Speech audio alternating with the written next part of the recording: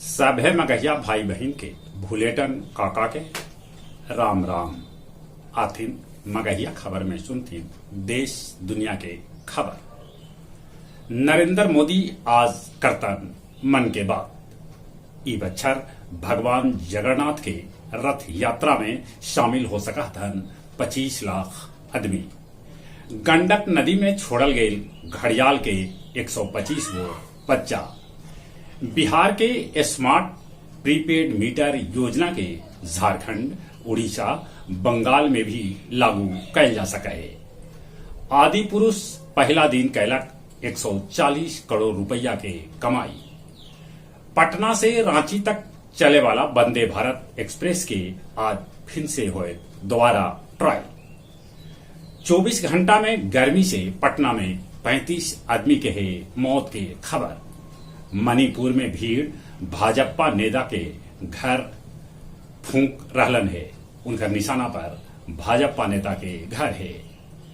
मुंबई के Oberoi Trident hotel में सवेरे सवेरे लगल आग पर पा लेवल गेल काबू।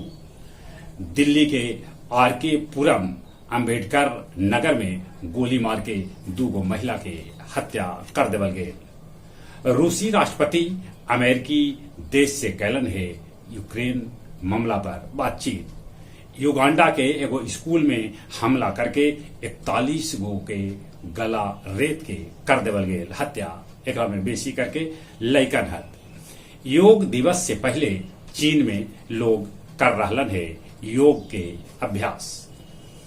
गया जिला हिंदी साहित्य सम्मेलन भवन में काव्य संध्या 460 के आयोजन कैल गेल, जेकर अध्यक्षता सुरेंद्र सिंह सुरेंद्र और संचालन जनाब खालिद हुसैन परदेसी कैल का। मगध मेडिकल कॉलेज गया में हिट वेव वार्ड में अबले 43 मरीज भर्ती है। गया जी श्मशान घाट पर पिछल का 4 दिन से औसतन 60 से बेसी लाश के लोग कर रहलन है दाह संस्कार। गुरारू के बरोरा गांव में किसान सभे चंदा करके 1 किलोमीटर पैन के उड़ाही कैल का। अब कुछ खेल के समाचार। बांग्लादेश अफगानिस्तान के 546 रन के बड़गर अंतर से हरा दिलक। टेस्ट इतिहास में ये तेसर सबसे बड़गर जीत है। सात्विक और चिराग के जोड़ी इंडोनेशिया ओपन के फाइनल में जगह बना लेलक।